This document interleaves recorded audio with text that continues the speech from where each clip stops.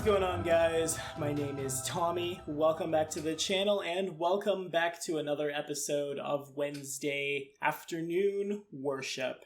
Today, finally, at long last, at the request of really, just to be honest with you, a lot of people up to and now, including to make sure it got there on time, the Black Dragon disciple Chris Ward. We're cracking open Inner Sea Gods. We're going to talk about Desna. If you guys have any requests for this series or any other series, as always, throw them in the comments. And hey, remember, hit that like button, hit that subscribe button. And today, as it has been with many, many days in recent days, how many times can I say days in this sentence? I guess just that many. We have another new patron to announce. The channel continues to grow and grow and grow. And it's supportive people just like you that form the backbone of it.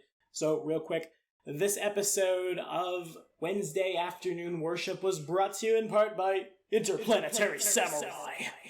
Man, I should have definitely done that on the Dragon Empires videos. I will. Who I also suspect is our half-elf sorcerer Nathanos in Doomsday Dawn. Follow this card right here if you haven't caught up on the Pathfinder playtest adventure. And my friend, thanks for that cup of coffee. Now, let's dive in. So, across ancient mythology, several cultures have different representations of the night, sleep, the stars, things of that nature. The Greeks had Asteria, the goddess of nocturnal oracles and the stars, as well as Hypnos, as well as Morpheus, the god of sleep and dreams, respectively. The Norse have Not, the female personification of night. The Romans have their Greek equivalents in Somnus and Latonia, the gods of sleep and the stars, respectively, and of course, Nox, the goddess of night, with her Greek equivalent Nyx. But to say that Desna is simply just a god of the night and the stars doesn't do this deity justice. Desna was one of the very first deities to ever exist. While her peers were burdening themselves with the task of creating Galarian, she spent her time building the heavens. She knew that there would be plenty of time for her and her followers to explore the many wonders of the world, and truly now worlds later, and since those days, she really hasn't changed that much at all. Desna is an ancient goddess of freedom and luck, and she's credited with the creation of the heavens. In the ancient days, the god Kirchanis, who was an enemy of the goddess Lamashtu, was killed by Lamashtu, and as he died, he gifted Desna with the domain of travel, and she's traveled the planes and worlds since, opposing both oppression and Lamashtu wherever either is to be encountered. Of course, since she's one of the original gods during the Age of Creation, she was among those gods who battled Rovagug and sealed him away in the Dead Vault. Don't know what the Age of Creation means? Follow this card right up here. We'll get you to a timeline video. But that's not even close to all the cool stuff Desna's done. A very vengeful Desna once killed the demon lord Eolar, known then as the Lady of the Hunt, and destroyed her abyssal fortress after the Lady of the Hunt took control of the body of a recently deceased Desnan priest. Eolar made a lot of enemies in the way that one would imagine that killing a priest and animating its body, because that is the thing Eolar wanted to do, might do, up to and including Calistria, Sarenrae, and Shaylin, and all three of those have been talked about here on the channel. If you need to catch up, this card right up here will take you to the entire playlist, because we're pretty deep at this point. Desna's vengeance, however, was so full of wrath that without Calistria politicking to turn the demonic host that responded to, dare we say it, peace, Desna's wrath was so powerful it nearly kicked off a planar war. Yeah, that's right. Might look like a pretty butterfly, but don't make her mad. Also, and perhaps this one was by chance, Desna was involved in the creation and or freeing of a number of minor deities. She's said to accidentally have freed the mosquito god of infection and parasites, Glonder, from his cocoon on the ethereal plane, and she does have a half-mortal son with Caden Kalian, named Kyrgyz, and together they raised him being the god of organized sports and fair play, we have that, to godhood. Desna is chaotic good. Her domains are chaos, good, liberation, luck, and travel, with the subdomains Azada, both chaos and good, curse, exploration, fate, freedom, and revolution. Her favorite weapon is the star knife, and her symbol, the butterfly. To perform Desna's deific obedience, one must dance in a random pattern beneath the light of the stars, trusting in the guidance of destiny. If no stars are currently visible, softly sing or chant all of the names of stars that you know as you perform your dance. Let your mind expand and turn your thoughts away from where your feet might land, allowing your steps to fall where chance wills. When the dance feels complete, cease dancing. Seems smart. Ponder the steps you took and the position in which you stopped, and consider what portents these subtle clues might hold for the future, and in return, you gain a +1 luck bonus on initiative checks and a +4 sacred bonus on perception checks made to determine whether you are aware of opponents just before a surprise round. So, okay, real quick, with the trait Fates Favored, which says anytime you're under a luck bonus, increase it by 1, that's a +2 luck bonus on initiative. Stack that with improved initiative, reactionary, a class that buffs initiative, maybe like a Soha Monk or a Kensai Magus. Yeah, no, I'm leaning on the Magus at this point because you could then just grab a Hair Familiar and get a +4 to your initiative. Yeah, no, you're the fastest dude in the squad. I like it. Evangelist boons grant us Long Strider 3 times a day, Dark Vision twice a day, or once a day, Phantom Steed. At 16th level, over your time, you have learned to focus your magical power to better damage Agents of Evil. You add your Charisma bonus on your concentration checks, as well as on your caster level checks to overcome SR. Oh man. You know what I just said about going fast and being a monk and stuff? Yeah, no, grab the sorcerer. That's real good.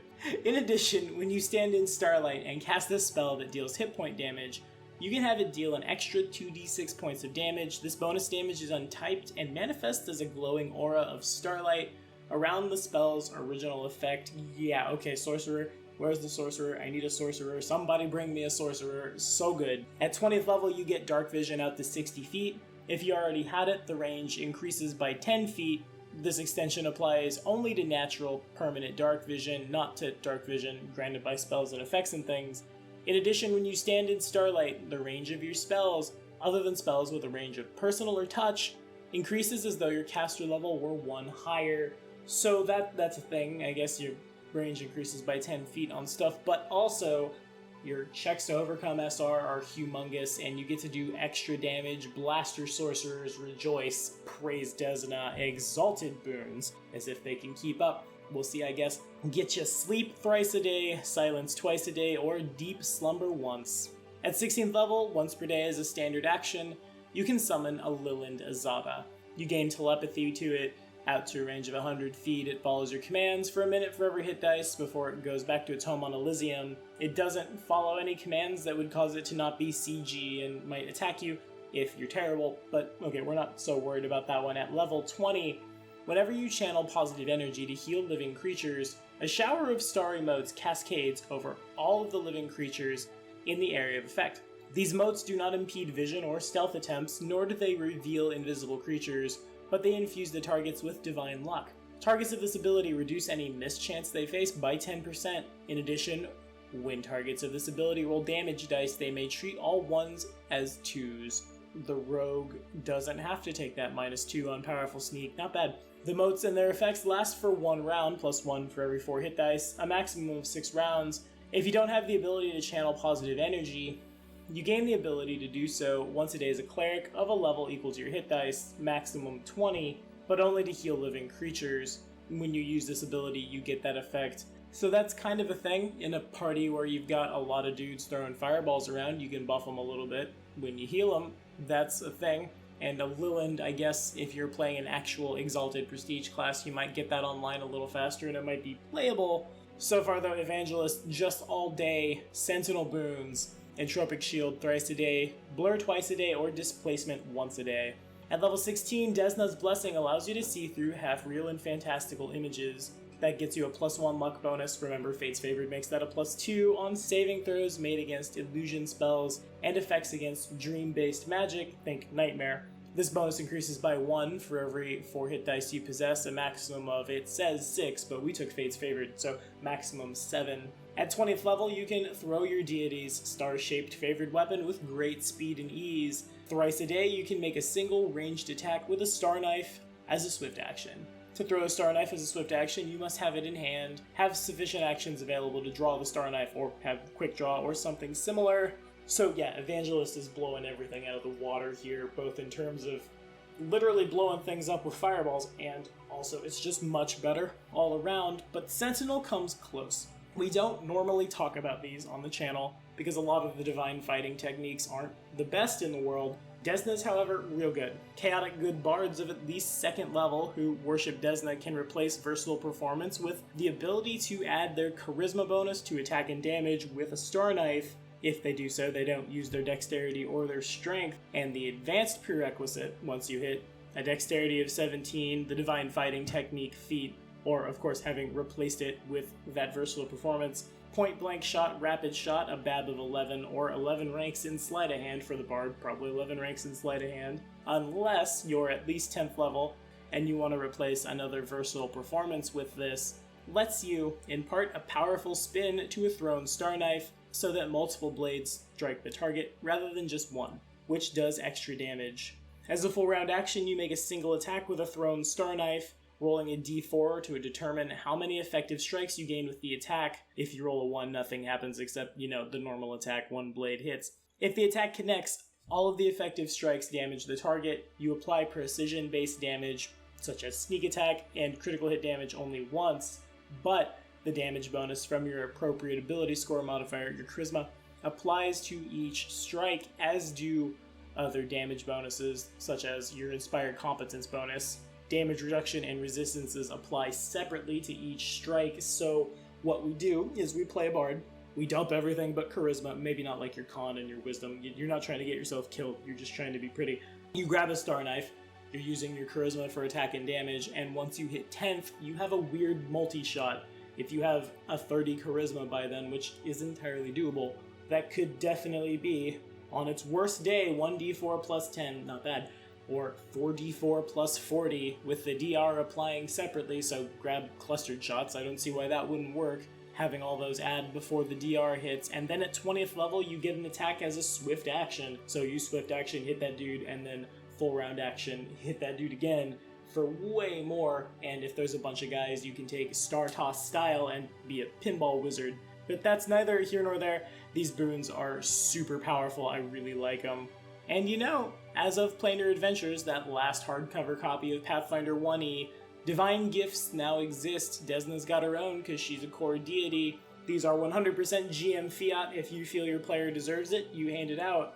Desna's grants the character 20 luck points that can be spent at any time as a free action to increase the rolled result of a single d20 roll on a 1-to-1 basis. The ability can be used as many times as the character wishes, as long as they retain luck points to spend, but only once a roll. These luck points can be spent after the result of the roll is determined, but must be spent immediately or the opportunity to adjust is lost. However, that's basically a true strike once if you really wanted to, or a case where you knew you needed to hit a 27 but you rolled a 24, there you go.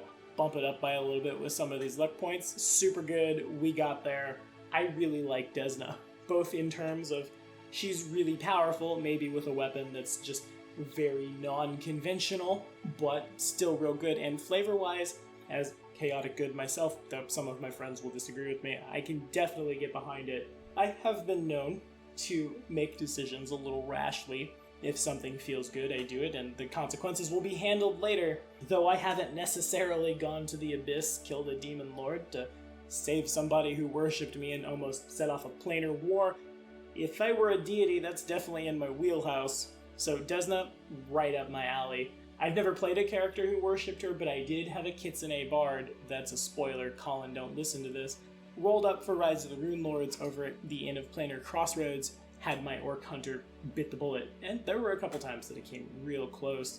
And by abusing things such as being middle-aged, such as being a Kitsune with a charisma buff, and dipping Sorcerer to buff my compulsion spells with that Fey bloodline, there was definitely a lot of shenanigans going on that bard, up to and including this divine fighting technique. Because again, if you're gonna have a weapon that makes no sense, you might as well do a lot of damage with it. However, I have also GM'd for several characters who have worshipped Desna, and no two Desnans have played alike in my time. Desna is a very free and open goddess As long as you're not a terrible person, you pretty much do what you want. Go exploring, go see things, dance underneath the stars. Pretty easy stuff to put together all around, but it's also possible that your Desna character might have to do some favors for Calistria or perhaps some of the demonic host, because, remember, your goddess almost sparked off a planetary war. But what do you guys think about Desna? I'm imagining lots of people have a lot to say because Desna's been requested just so much. Have you ever played a Desna character? Have you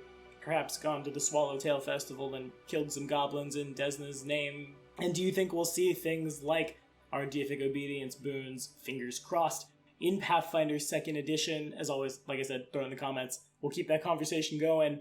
As always, thank you guys so much for watching. Be sure to like and subscribe for more videos. The next episode of Wednesday Afternoon Worship, where we do a little bit of homebrew from none other than Starfinder with Triune, drops next Wednesday.